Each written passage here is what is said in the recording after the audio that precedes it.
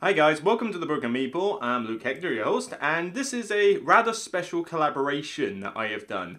Basically, Jason Perez from Every Night is Board Game Night got in touch with me and said that he'd made a bet, or better, a kind of stab at Tom Vasel, saying, I bet we could do a top 100 co-op games.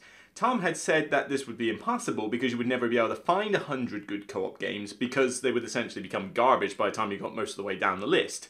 So Jason decided to take up this challenge and roped in me to sort of help out as well. So what we did was we got together over Google Hangouts chat and we essentially recorded 5 separate big sessions of 20 games each. Each of us, we basically came up with our own top 100 lists, we smushed them together, created an overall top 100, and we're running through all 100 of those games. Jason will be running this exact show on his podcast as an audio-only form, and I will be showing it on video form with the Google Hangouts chat recorded from my PC screen on my YouTube channel. Now, he may decide to do batches of 20. That's too long for a video, I find, because these talks go on for something like an hour and a half plus. They're quite lengthy. So I'm splitting each batch of 20 into 2 separate videos of about 45-ish minutes each. So roughly 10 games, but it might vary depending on time. Maybe we spoke a long time about 2 certain games. So I'm going to try and split it into sort of 45-minute videos and have like 2 parts for every batch of 20, so 10 videos in total. And so hopefully this will make it a bit easier for you guys to digest. Now, a couple of caveats with this. Firstly, Tab 100 co-op games, we have had to stretch the definition a little bit, and we go on about this a lot in the videos. That we couldn't really find 100 pure co-op games out there that were, that didn't include some kind of garbage. So we had to stretch the definition to include things like one versus many, where a multitude of people are cooperating, traitor games, ones where a significant amount of cooperation is involved. But we have come up with some games, that didn't make the list, that you could always substitute for some of those games if you think that that's kind of ruining the definition. And we do highlight these as we go through, so you can make up your own minds there. This is the first batch, 100 to 80. I hope you enjoy yourselves. See you soon.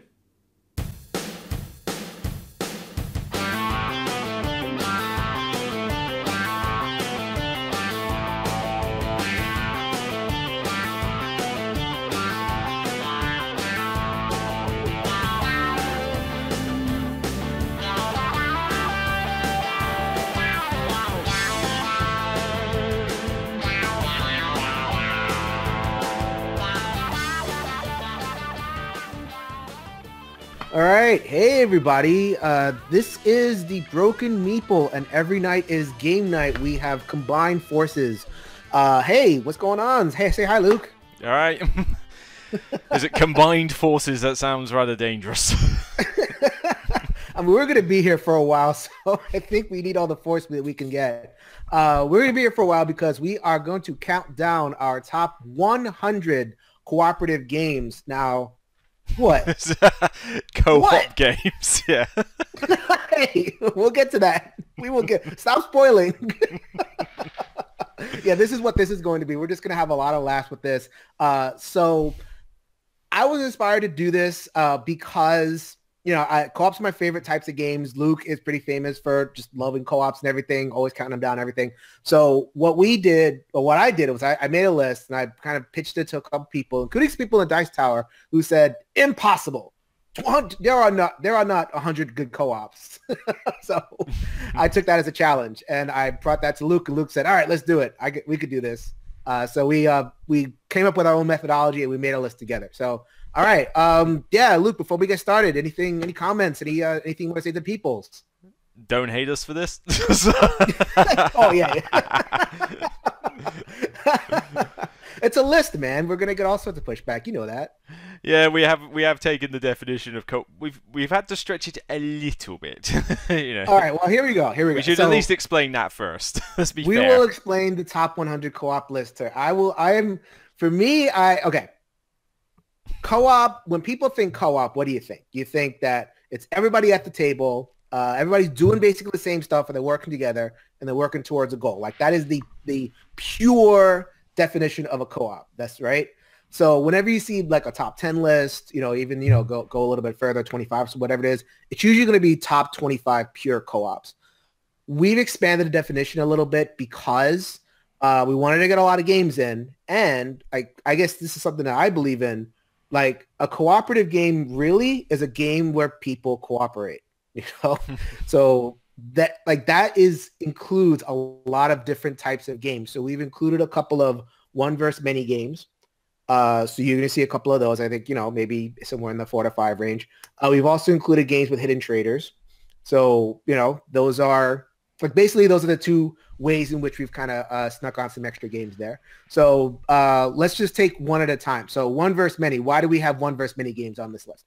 Well, because the majority of the group are cooperating. I mean, yes, you've got one.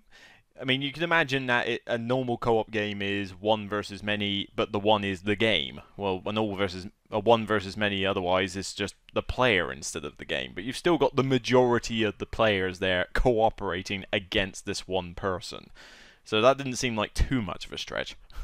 Right. And then on the other side, so if you could think of it this way, you could think of it as most of the players are cooperating all the time. And then in a hidden trader game, we would say that all the players are cooperating most of the time.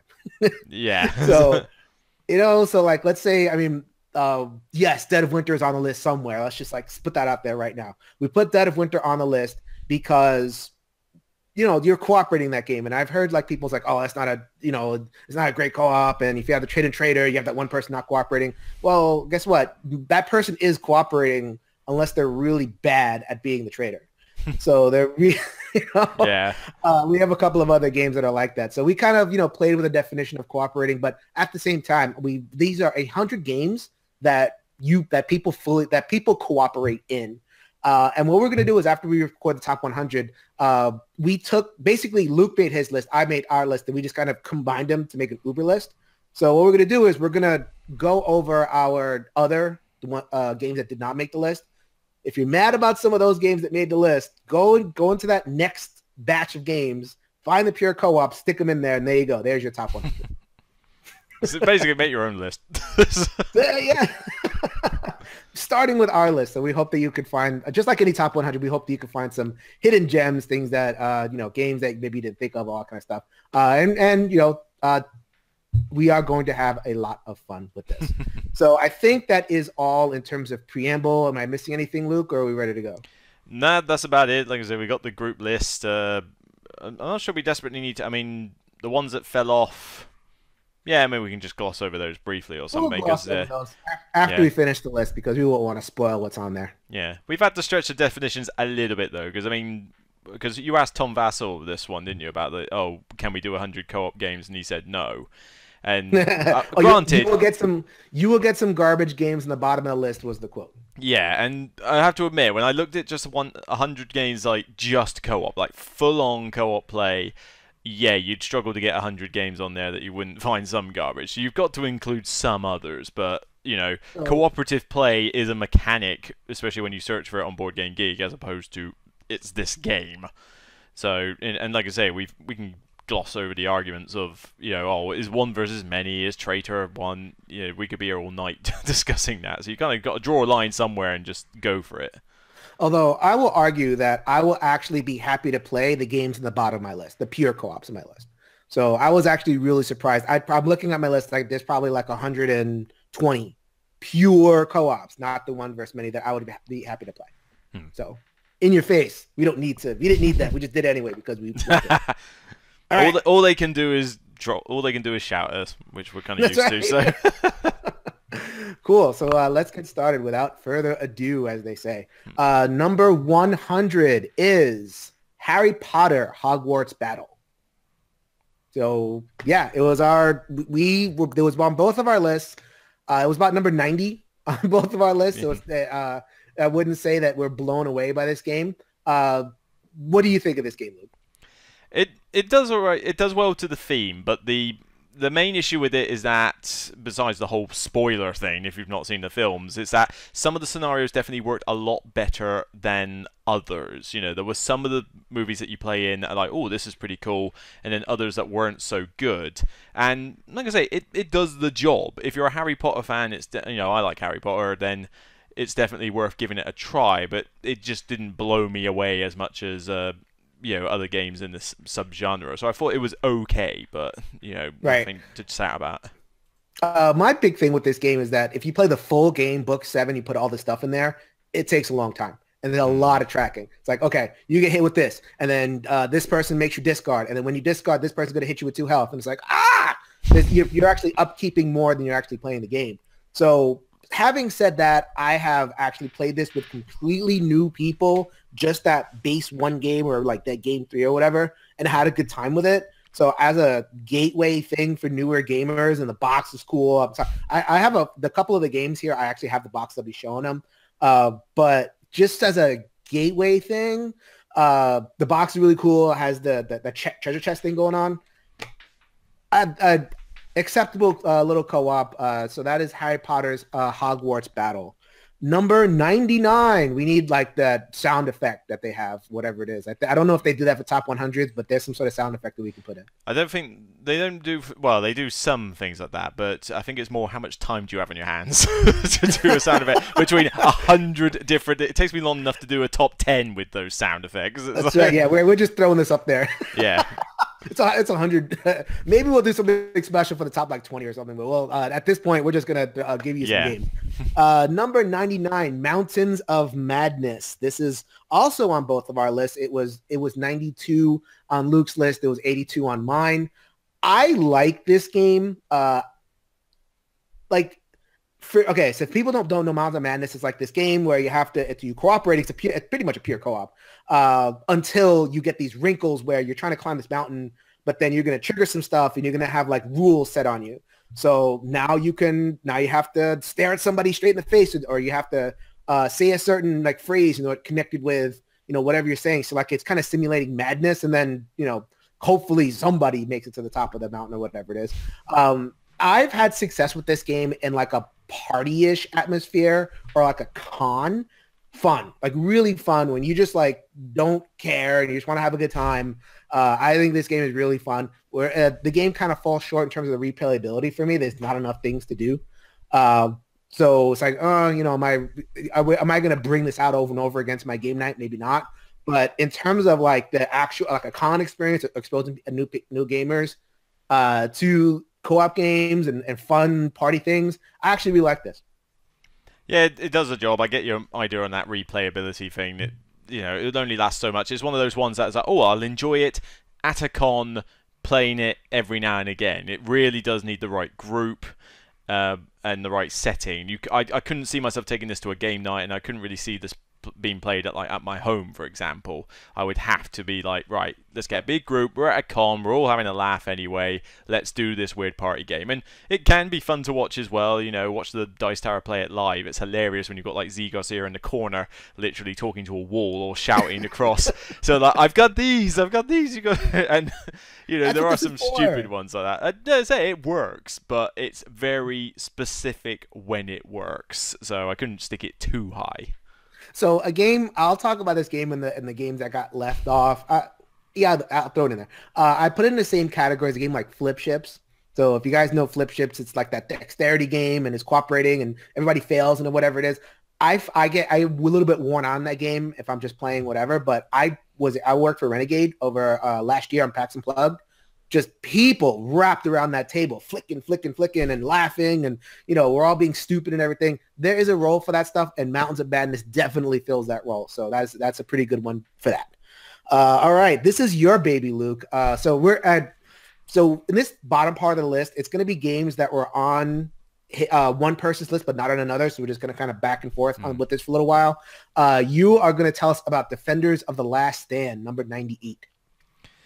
Defenders of the Last Stand, yeah, I mean, it's one of those, like, the post-apocalyptic tower defense style games where you are, you're in your city and you're having to defend against all this, almost like a sort of Mad Max style setting of everyone's coming at you, you've got to sit and defend. And I like the tower defense style co-ops in general, where you feel like you're at overwhelming odds and you're in the middle and everything's just coming at you, just trying to kill you. It definitely... it looks the part. It's very nice looking on the table. It's quite, not. You can tweak the difficulty in places, so it's not like too overwhelming.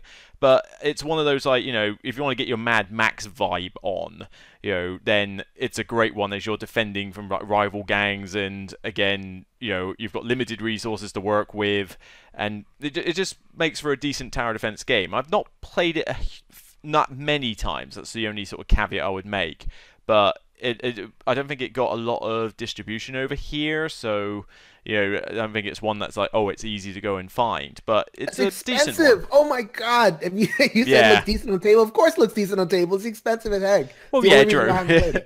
Yeah, price has a factor to do with it, but yeah, it's a good tower defense game. Mm-hmm. Cool. All right. So the next one was on both of our lists. This is Legends of Andor. This was 80 on your list, 93 on mine. So nice and low, but it's a game that it's kind of a, how do I say it? It's like, it's for an acquired taste type game. Like it's for a very particular type of gamer. So if you don't know Legends of Andor, it's one of those adventure games. So, you know, we just talked about Defenders of the Last Stand. It's basically an adventure game, but tower defense-y. Like this game is, you know, you go out, you're accomplishing missions and doing whatever, but it plays out in a hugely puzzly way. Probably the most puzzly adventure game. So it's really popular among like Euro fans who want to kind of dip their toe into adventure gaming. For me, it's one of those games that like I really appreciate that it's there. That's why I put it on my list, and I think it's kind of a great design. It's just that's not what I do in terms of gaming. So like the thing that makes this the most puzzly is you're over here slaughtering orcs and you're getting treasure and everything. But for every orc you slaughter, it kind of moves the time up of the mission. So you can't just like go in and indiscriminately slaughter orcs, what they can in a lot of games. Every orc you slaughter costs you time. So it's like, okay, I got to kill this guy. I got to let this guy into the castle. I got to ignore these people. I got to go over there. And I was like, ah! But there are some people that like it. So I admire it as far as that goes. You had it higher in your list there, Luke. Yeah, I mean, it's a decent puzzle. I like the puzzle aspect, and it does look gorgeous. I mean, I like anything that Michael Menzel does for drawing like his artwork on his boards or something. So even though it feels a bit like a puzzle, and that's probably a slight negative I have for it, like, you know, why does it cost time? Puzzle? What are you talking about? All right, well, you know what I mean. It's a lot like a puzzle, but where you're, you know, you kill an orc and it costs you time, but the puzzle itself is fun to do, and the different scenarios that you get, particularly with they expanded it recently with like a kind of, you know, a sort of Sea Island based one, and you know they do feel quite different in how they work, and it's a good challenge. But like I say, it's definitely a more Euro-y style co-op. You know, as a co-op it works. You're definitely having to sort of discuss, right, what's the best way to do this if I go over here, and it is a challenge, but don't get into it if you're looking for a hack and slash, you know, typical Ameritrash you know, dungeon crawl fantasy game, because it is very much more a Euro style adventure game. And it traps you because it has the standees, and you like construct the little siege towers and stuff, and has dragons, and it's like, oh my god, this is gonna be cool. And then if I kill it, I'm gonna cost myself 5 time, and I'm gonna lose the game. Oh, oops. But anyway, that's Legends of Andor. Actually, my podcast partner on Every Night is Game Night, Anthony, really likes this game, so I know it appeals to a certain type of gamer. Speaking of Euro-y co-op, so this is the first of my boxes that I get to display over here. You've got that advantage.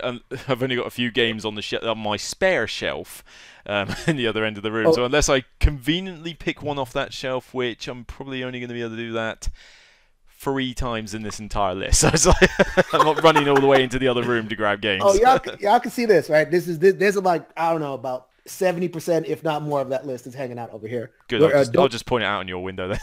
just get used to this. So this is Orleans. This is with the Invasion expansion. So speaking of Euro-y co-ops, there's not a lot of these on this list. There really isn't. But this is, I don't know, they call it like a bag builder or whatever it is. It's a classic Euro. I don't need to belabor the point a little bit. But what the co-op scenarios does, it just adds, so it adds co-op scenarios. It also adds a solo scenario. And it's basically, you're doing the resource management thing, but you have to do the resource management thing together, and you have to hit certain thresholds, or else the invasion happens, which there is no real invasion. It's just, you know, you lose. But you're not here for that. You're here for that shared experience of resource managing. I'm going to do this. I'm going to do this. I'm going to specialize in this. You're going to specialize in that. I find the cooperation really good because you really do have to specialize. You have to really kind of, you know, focus your bag and everything. I really dig it. I haven't gotten it to the table as much as I want to, or else it'd be way higher on my list. Right now, it is number 60 on my list, which is, you know, for me, actually, I love all 100 my games. I don't know what you're talking about with this whole making excuses for me. So it's number 60. It could be higher with more plays. Looking forward to playing it more. So that is Orleans. Wasn't this on your original version of the list, or no? Or you never had this? I don't think I had this one. No, I mean, I don't mind Orleans. I'm not a massive fan of the original game. I think it's okay, but I just prefer other bag builders. But I've not had a chat. Nobody's brought the co-op scenario to the table or something, mostly because I think the main people I know who own this despise co-ops, so I doubt they'll ever have the invasion scenario for me to play. But it sounds like I would actually play Orleans again if it was just the invasion scenario. I just, you know, so it's like I want the polar opposite to what they want. Right. So this was more on your list than it was on mine. I think this is a really worthwhile one. So this is another game that you left off your list. See, speaking of hate, if the fans of this next game hear that you have not played it, or maybe you have played it and it was just on your list, I'm curious to hear your thoughts. So this is Kingdom Death Monster, all the way down at number 95. All the way down at number 95. So that is a kind of a travesty. Considering how much like hype this game gets, how like it's one of those things where like whenever it's on a list, whether it's co-op or solo adventure games, people are either leaving it off the list or putting it number 1 or 2 or whatever it is. Because like if you're into this game, you are so into it. Minis game. For me, I had it at number 59, which is like right in the middle. I love the town building part. So it's basically an RPG on a board. I really got into like the town building. I really got into like, okay, I'm going to make this settlement. I'm going to specialize in, you know, making furs, and I'm going to turn this into this. It really does emulate that RPG pretty well as a combat experience on the table. So that combat phase, it's a little fiddly. There's a card-based system that you can really hose you because the cards are really swingy. So I was literally half and half. Like if this had a better combat system, I would actually think about it. Now you talk about expensive games, like this game laughs at Defense of the Last Stand. I mean, it leaves Defense of the Last Stand in the dust and all these other games like this. This game is expensive as heck. It's like $700 to like go all in and everything. And that's what people tend to like to do. I mean, I've just never played it. That's the main thing. I mean, I had no interest in trying to get hold of this game because, you know, it was like, oh yeah, it's on Kickstarter. Let's play it on Kickstarter. And I never hear anyone else talk about the game. It's just literally, oh, it made loads of money on Kickstarter. And then anybody I see playing it doesn't seem to look great. I've seen people who like really slag it off on Facebook and that literally say that they started the game and then picked up a card, rolled a die, and then died because your life expectancy is a little bit short in this one, from what I hear. And like I say, because you can only get it on Kickstarter with the various exclusive bits and bobs, it's not one that's nobody I know's got it. You know, nobody's showing it to me. I'm not going to spend $700 to try and get this game with all of it. So it's just, come on, me. You know, I don't go for this whole we're only going to sell it on Kickstarter thing. I much prefer it if it is available to all. I am lucky enough to have a couple of people with terrible acquisition disorder in my gaming group. Gary Pope at Lake to the Table is the guy that owns this. We played it once. I'm not sure he's played it again. We had like a whole day with it, you know, building the town and doing the combat and everything. So like we just like really like, all right, let's just do Kingdom Death Monster now. I want to get into the advanced stuff because we didn't advance in levels a little bit, so I wanted to judge the combat that way. But in the beginning, it's a little lucky and kind of like reminiscent of old school RPGs where like you just kind of, oh, that was nice roll, that was great. So I think game design has kind of moved a little bit forward from that, but the RPG part of it is actually really cool. So that is Kingdom Death Monster. 94 is your bag over here. I've never even heard of this game. What most people haven't. There was a Dice Tower video, but I looked it up. So tell me about 7 days at, I don't know, how do you pronounce that? Go on, pronounce it, try. I dare you. Westerplatte?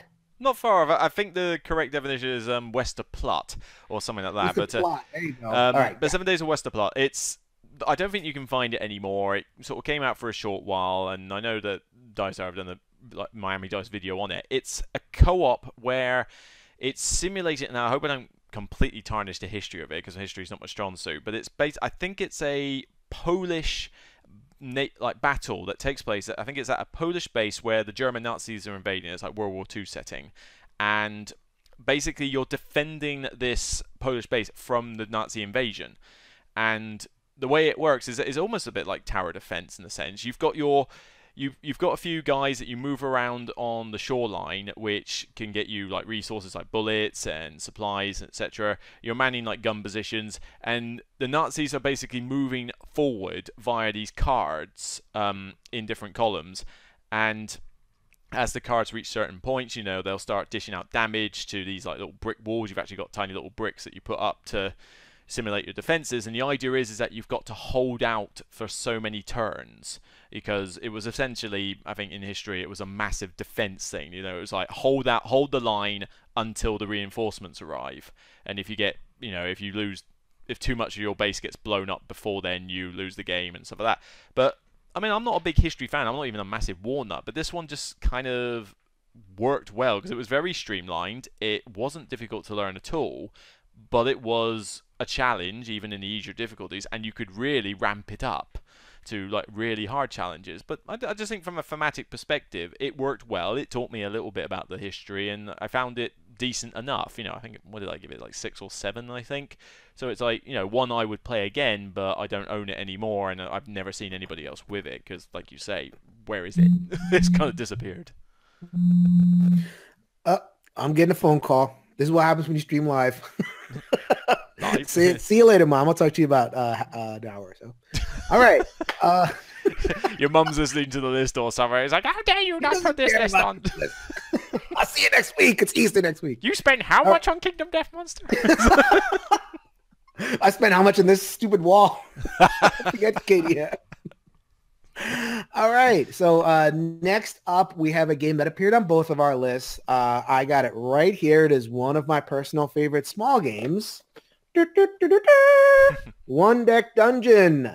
So this is One Deck Dungeon and its expansion, Forest of Shadows. It was number... Are you getting feedback or... No. Okay. It's my phone. Yeah, it's your phone. It was the One Deck Dungeon was number 100 on your list, and I'm looking. I think it's a 59. 69 69. on yours. 69 on my list. So obviously, I like it a little bit better. I think it is a better solo game than a co-op game, but I have seen it work as a co-op. I've seen couples play it. I've seen, like in a demo convention, you can shuffle in this and the expansion together and kind of get a really good feel for what it's all about. So I. Dice chucking, dungeon crawling, over in about 30 minutes or so. What more can you ask? Actually, maybe a little bit more than 30 minutes. But it works. I really enjoyed it as a co-op. Yeah, I mean, there's not a huge amount I can say on it. It did the job. It was a quick little thing. If I want a dungeon crawl, I want something a little bit more meaty in sense. And like I say, I tend to see it more as a solo game than a co-op one. I mean, saying now, we'll get further up the list, you can argue that there's some of them that are more solo than co-op, but I prefer to play this one as a solo than a full co-op experience. But like I say, it just squeaked on. It works as a couples game. So like so when it comes to co-ops, we want to kind of be clear that there's different audiences as well. So like you can have the classic, 4 people at a table playing a game, and it's a cooperative game. But some of them are like Mountains of Madness, where it's, a party setting and you just want to involve everybody else. Some of them are low player count games, and they're low player count games and they're really light. Some are low player count games and they're super heavy. Yeah. So there's a whole range of cooperation that goes on here. So so this is definitely on a lighter couple side. I actually can really recommend One Deck Dungeon, so I'm pretty happy with it.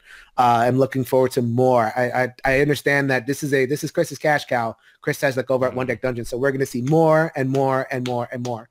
Looking forward to it. Cool. All right. So this is your guy, and this is a game that I recognize that people like, and it's there, but oh.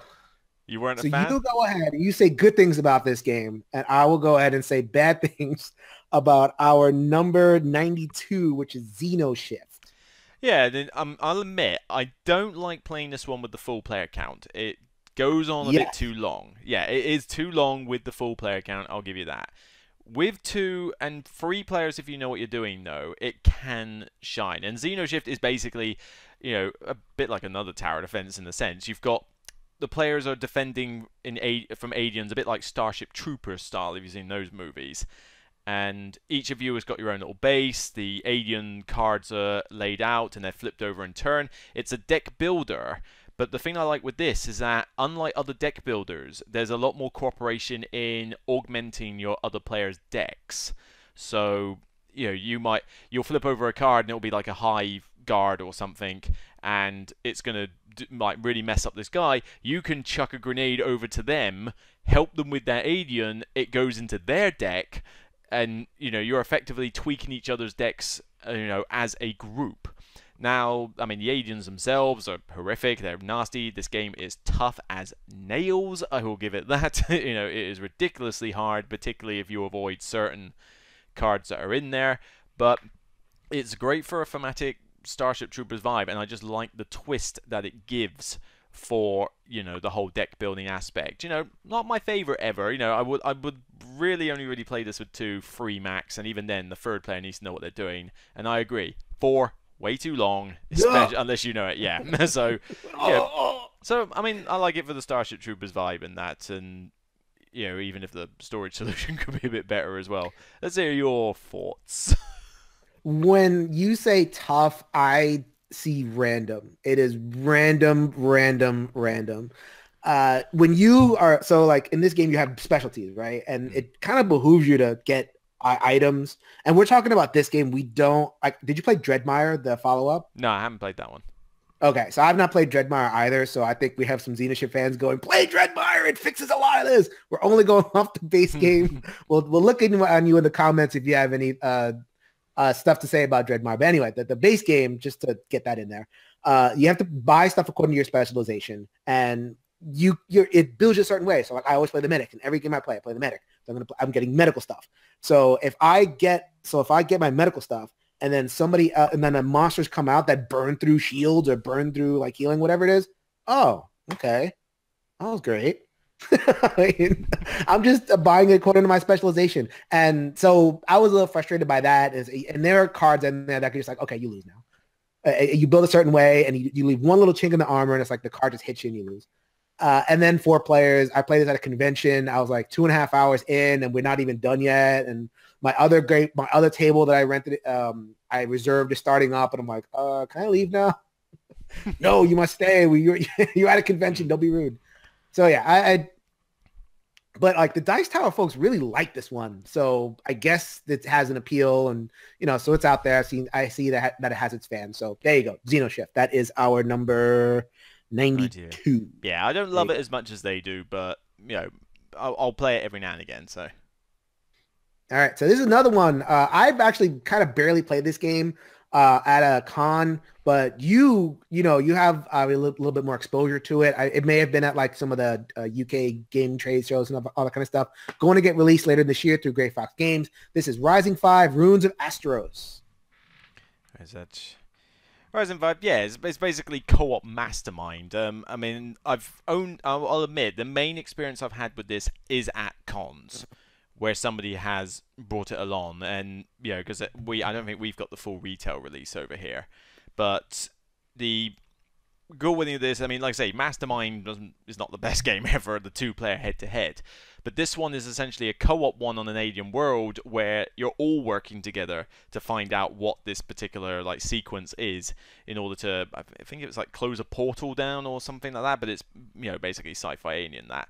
But it seems to work a lot better as a co-op group. It's very quick, doesn't take very long at all. I mean, the games are nice and short, it's pretty streamlined, and it looks gorgeous because it's got Vincent Dutrait's artwork all over it. And I mean, I prefer people like Menzel and a couple of other artists also are more into that sort of crisp, clean artwork style. But yeah, there's no denying that Vincent does some very good artwork, and it just makes this whole game sing. So yeah, my experience with it is a little limited, but I do look forward to a retail release coming out, and I want to get hold of it when it does, more in the UK. But from the con experience I had with it before, yeah, I was quite impressed with it.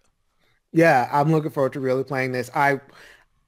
There's a family of co-ops, like we're going to get to a couple of them a little bit later.